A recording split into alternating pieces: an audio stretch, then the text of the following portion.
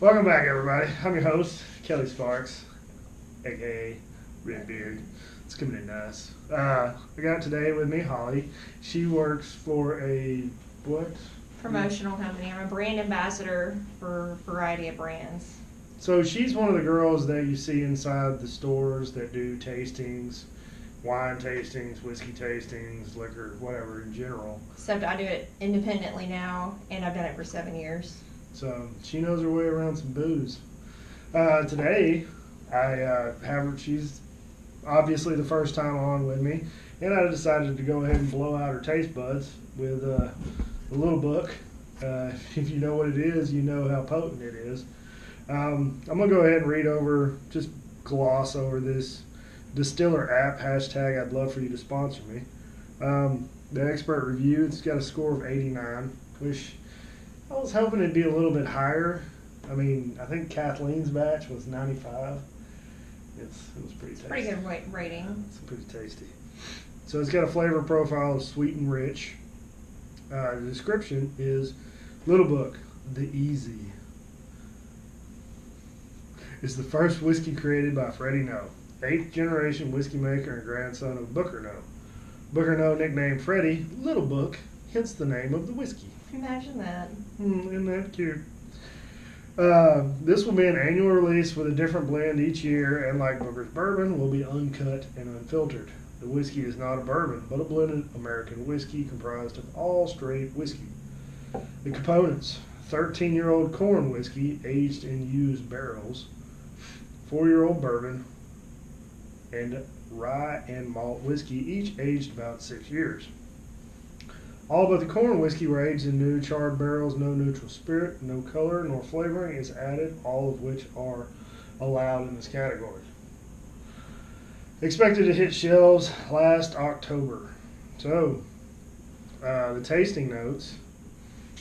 What does it smell like? Smells like it burns your nose hairs. Smells like alcohol. Alcohol and wood. Freddie Noe is apt at naming whiskeys as he is at making them. The Easy drinks that way with a heady, sweet nose accented with cherry jam, vanilla, and butter. Do you get any cherry jam? Freddie's a liar. You're getting deep down in there. You're like all the way up to your lip with it. But you gotta get.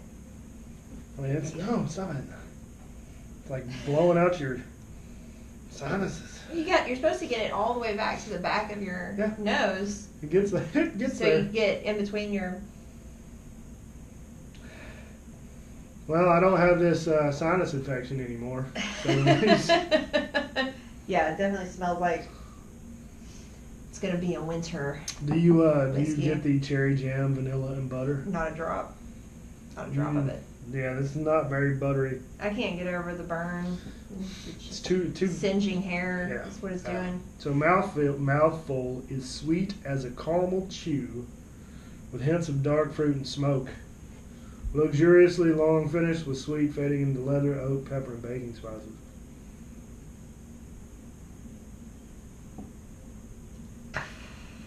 Nope.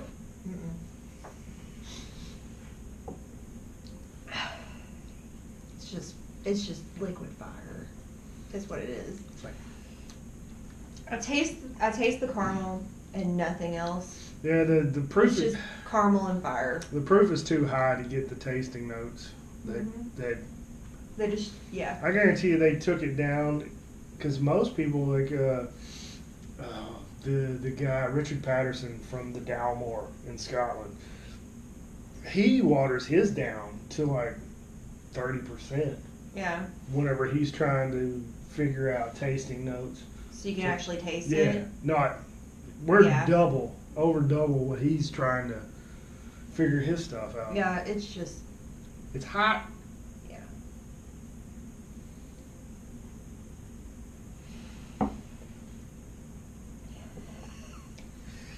My tongue is tingling.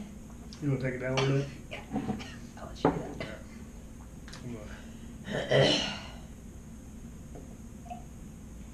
Yeah. It's pretty tough. It's I think I agree with her. It's a wintertime whiskey.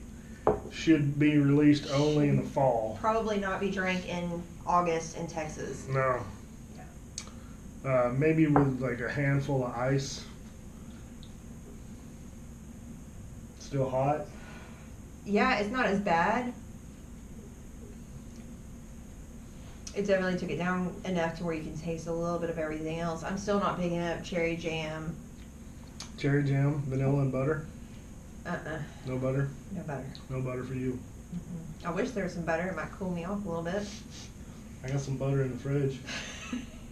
chew on a stick butter.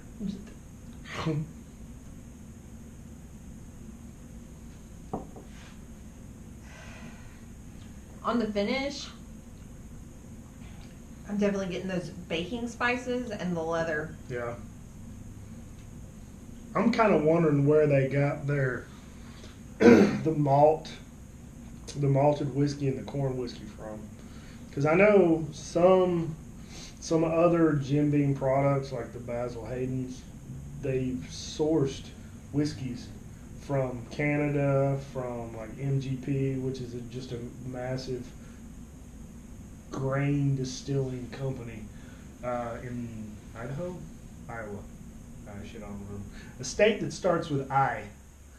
One of those two. I feel like it would probably be Iowa, Might be Iowa. just based on region. They're like close, aren't they? I don't know. Maps. Geography. Yeah. So I know that they source some of their whiskeys, like their 2x2 rye. They've got Canadian rye whiskey mixed in with their rye. So There's definitely a lot of rye happening here. it's spicy. Not only is it hot via the alcohol, but it's spicy. It's got a bunch of that pepper on the back end. Mm-hmm.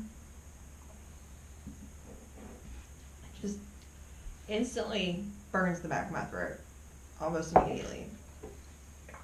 I got a little more. Try it. See how that goes. It almost looks like oil. Man, that's some 30 way Yeah, oil see? you got in that bottle. Oh yeah, it's very oily. The non-chill filtering process doesn't remove any of those oils when it's uncut and unfiltered. Okay. Very oily. I'm tasting it better now. Still no cherry, no vanilla, still all caramel, but I'm out of whiskey.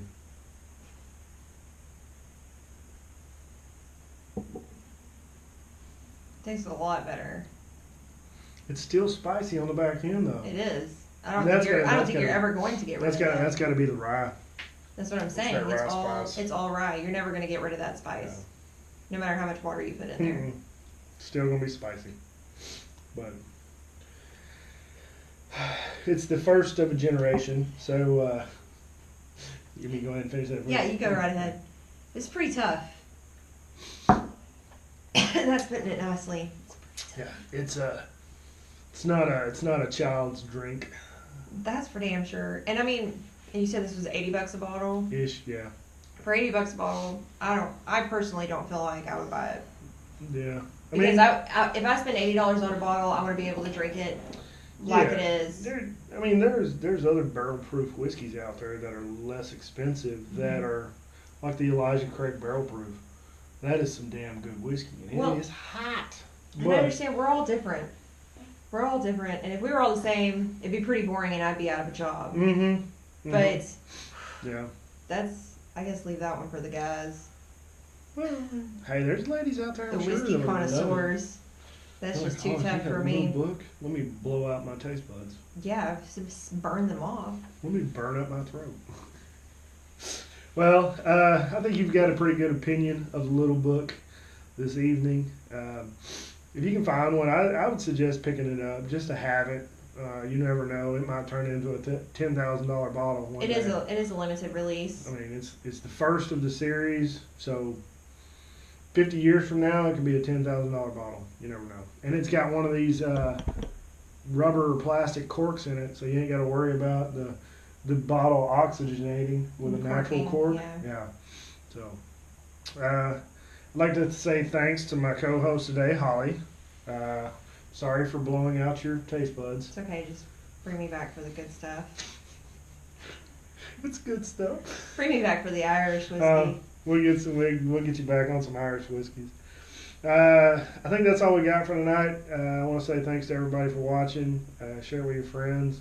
Subscribe. Subscribe, please. If you like Holly, we'll bring her back on. Get her opinion on some different stuff. Just remember, at Son of Thor 3, at Bearded Idiots Podcast, give us a like, share it with your friends. We'll have another episode released this coming Sunday. I have no idea what's on it because I don't remember what. Oh, transvestites. Yeah. That's an exciting topic there. Transvestites. Yeah. Check us out. Follow us. Drink some whiskey. Share it with your friends and family, and have a good time. Right on. Yeah. Wow. Y'all have a good night.